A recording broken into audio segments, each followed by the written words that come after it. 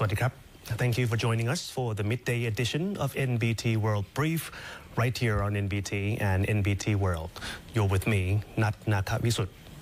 The Department of Disaster Prevention and Mitigation reports ongoing flooding across 9 southern provinces as authorities are stepping up efforts to safeguard residents and speeding up a post-flood recovery.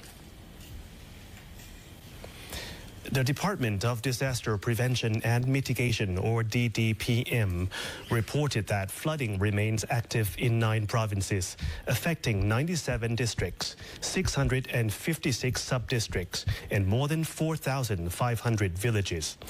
As of this morning, over 1.14 million households, or about 3.17 million people, have been impacted. The latest death toll now stands at 158, with 123 fatalities reported from Songkhla alone. Surat Thani continues to face flooding in 7 districts with water levels receding. In Nakhon Si Thammarat, 20 districts remain inundated.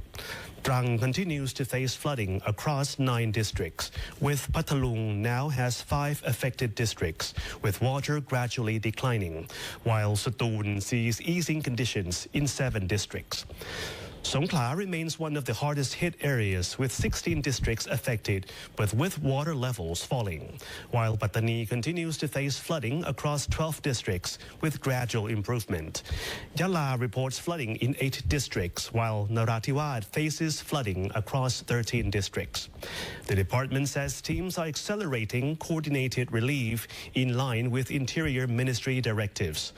Priority is being placed on daily living support in areas where water has begun to recede.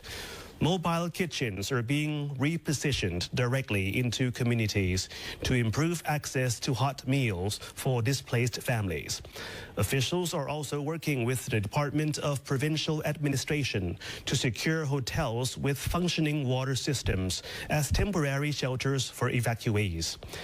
The local waterworks authority is expediting repairs to restore clean water services, while additional personnel and heavy machinery are being deployed to clear debris, clean public areas, and support long-term recovery so communities can return to normal as quickly as possible. Thousands of territorial defense volunteers have moved into Hat Yai to assist with the cleanup and recovery after severe flooding. At Kim Yong Market, one of Songkhla's busiest commercial zones, receding water has revealed widespread damage.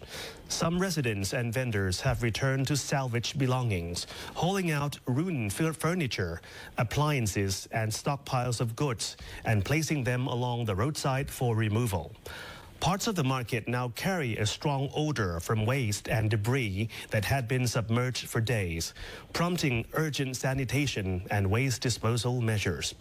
Songkhla's Deputy Governor Sangkom Keutkaw says all 16 districts in the province were affected by flooding, with Hat Yai suffering the most severe impact.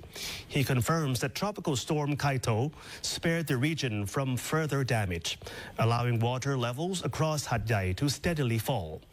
Utility teams have been sent to inspect water and electricity systems, reopening services where possible. Information will be provided so residents know which neighborhoods are safe to return to. Meanwhile, around 2,000 territorial defense volunteers from across the country joined local authorities to sweep streets, clear debris, and open drainage channels. Crews are also watching affected routes to restore safe public access and help the city return to normal mobility. Officials say volunteer teams will continue operations throughout affected zones, with the goal of completing area-wide restoration within the next 7 to 10 days. Bangkok marks the International Volunteer Day 2025 with inclusive celebrations, along with the launch of International Year of Volunteers 2026 for Sustainable Development. Queen Sirikit came alive this morning as the Ministry of Social Development and Human Security, in partnership with the Ministry of Foreign Affairs, United Nations Volunteers or UNV, and other UN agencies, hosted a major event to mark International Volunteer Day 2025 and officially launched the International Day of Volunteers 2026 for Sustainable Development in Thailand.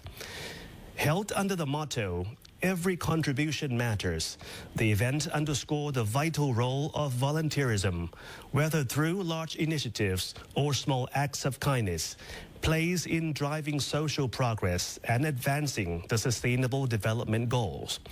One of the key activities, Run Together for Inclusion, saw volunteers and persons with disabilities running side by side in a show of solidarity and support for greater inclusivity in Thai society. Another initiative, A Ripple of Kindness, mobilized donations for communities affected by recent flooding in Hat Yai, Songkhla.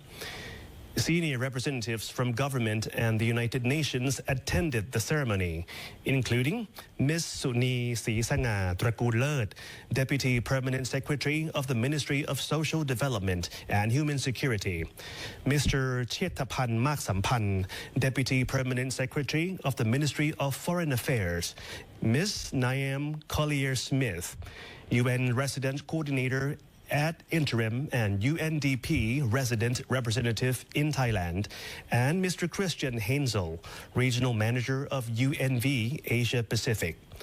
Organizers emphasize that the events of the day reflect Thailand's commitment to strengthening volunteer networks and promoting civic engagement as the country prepares for a year-long celebration of volunteerism in 2026. I think it's a well-known fact that Thailand is a model country when it comes to volunteering. There are more than 18 million Thai volunteering on a regular basis.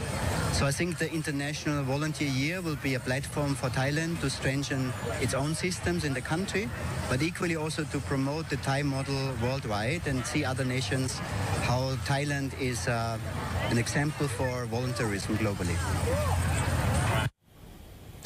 That wraps up our midday edition of NBT World Brief. Stay updated with the latest developments right here on NBT and NBT World. For more stories, simply scan the QR code on your screen to access our full coverage across all media platforms. Until next time, สวัสดีครับ